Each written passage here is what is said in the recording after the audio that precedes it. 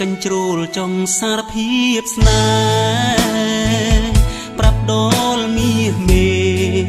ថាបងលួចស្នេហ៍យូរហើយចិត្តមួយមិនហ៊ា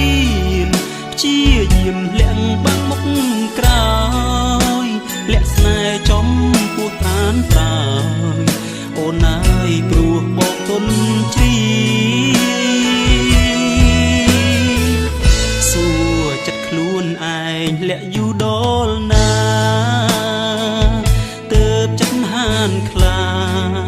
ព្រមវាចាប្រាប់ឆោមឆាយឬចាំដល់ពេលថ្លៃបានគេទៅថាស្ដាយអង្វរចិត្តសូមទុំលាយបកស្រាយពីរឿងបេះដូងបងមិនហ៊ាន